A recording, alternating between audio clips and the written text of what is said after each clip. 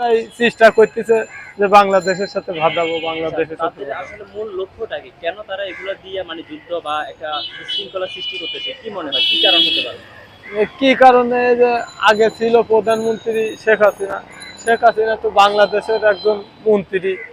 এখন আহ, ওই দেশের মোদী সরকারের সাথে ভালো সম্পর্ক ছিল, লিঙ্ক ছিল।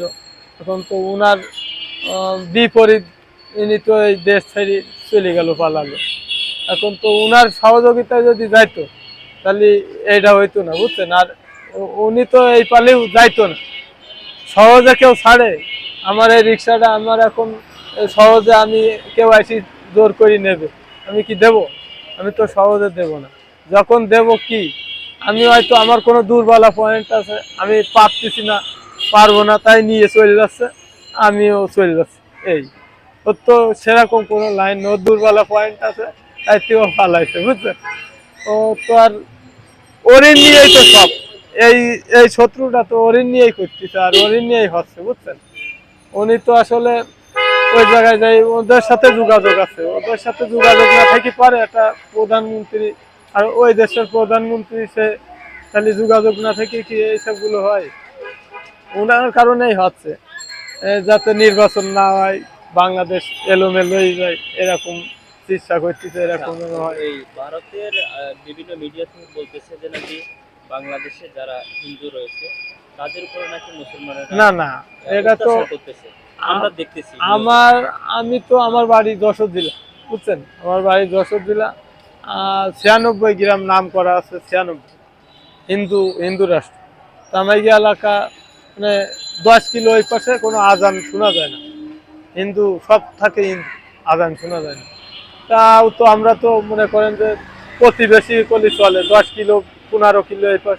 তা আমরা তো তারা তাদের মন্দিরে যাই, পূজা করে, মন্দিরে যাই, আমরা তো কোনো বিরক্ত করি না, তাদের কোনো ক্ষয়ক্ষতি করি না, তারাও আমাদের কোনো ক্ষয়ক্ষতি করে না। তাই এগুলো ভারতে করতেছে হয়তো হিংসার প্রতিহিংসা এরকম আচ্ছা, ওদের। তারা কি চাইতেছে মানে এইভাবে তারা যখন এই সংবাদগুলো উপস্থাপন করতেছে এতে করে কি আমাদের বাংলাদেশে যে হিন্দু মুসলমানের ভিতরে কি একটা ঝগড়া সৃষ্টি হ্যাঁ করবে, হ্যাঁ, বিবাদ সৃষ্টি করবে? মনোদ্বন্দ্ব ভাতায় দেওয়ার চেষ্টা করতেছে, বুঝছেন। তা যদি আসলেই তারা বাংলাদেশে থাকতে চায় বা থাকবে, মন মাইন্ডই থাকে, তাহলে তারা আমাদের সাথে ভাদাবে না। কারণ আমরা তো বাস্তবে করতেছি না, ওদের কোনো ক্ষয়ক্ষতি করতেছি না, ওদের কোনো আঘাত করতেছি না।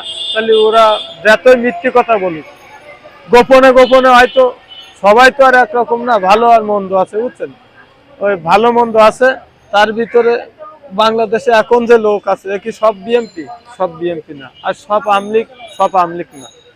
আমলিক আছে, তারা গোপনে আছে, কথা বলতেছে না, মানে তারাও মনে মনে থাকি একটা চক্রান্ত বাধা দেওয়ার চেষ্টা করতেছে।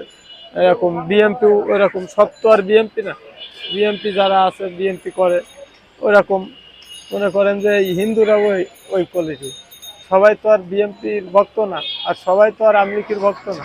যে ভালো তারে ভালোই বলতে হয়। হিন্দু, হিন্দুর ভিতরেও অনেক লোক হইল মুসলমানের সাপোর্ট করে, নামাজ কালামের সাপোর্ট করে। আর যেই আর যে 2 নম্বর জাতীয়, মনে করেন যে হিন্দুর ভিতরেও মনে করেন যে ওই মুসলমানের ভিতরে বাধাই দেওয়ার জন্য সে ভিতরে ঢোকে, ঢুকে অনেক কথাবার্তা বলে, বলি বাধাই দেওয়ার চেষ্টা করে। তা আমরা আসলে যে বাংলাদেশে সবাই যদি মিলেমিশে থাকি, কোনো সমস্যা হবে না।